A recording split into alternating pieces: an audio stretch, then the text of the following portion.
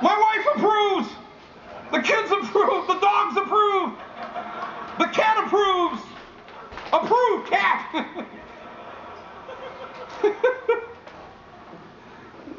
That's why he's got the 80% approval rating.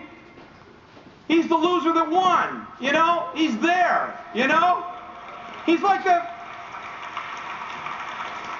guy, that Australian, the speed skater in the Olympics. You know the guy that hung back in last place? The loser? He waits till the other 5 go crashing into the wall, then he skates through and gets the gold medal. That's George W. Bush, you know? I won!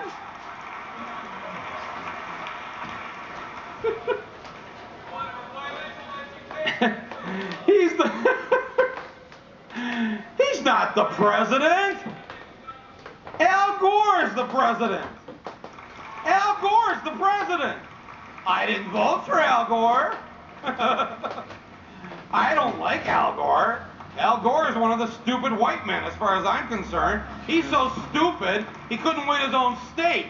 He's so stupid he wouldn't let Clinton campaign in Arkansas. He's so stupid he couldn't get Senator Byrd, the dean, the Democratic dean of the Senate, to endorse him for president until 5 days before the election.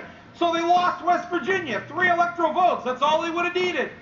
He's so stupid he only wanted to count 4 counties in Florida, when every investigation has now shown that if you just count those 4 counties, he loses. But if you count all the votes, he wins. But no, he's too stupid to want to count all the votes in Florida, so he loses.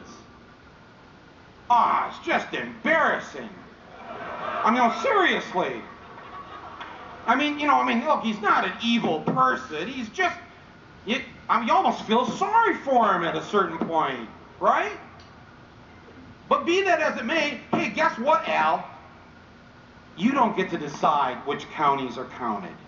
You know, the Republicans say, well, we won because that's what Gore wanted. He wanted it that way. Well, he doesn't get to decide. He's a servant of the people, all right? We, the people, decide. And we decided a long time ago that all the votes get counted. All the votes are counted. And that's not what happened in Florida. And in this book, I write about what happened to the African-American vote and how Katherine Harris in that state with Jeb Bush, they hire a private firm the year before the election to take African-American names to try and get them off the voting rolls. They first take the felon list to see how they can match up the felons to the voting rolls to reduce the number of African-American voters. And then after they do that, they tell the company, look, if there's any name that sounds like a felon, remove it.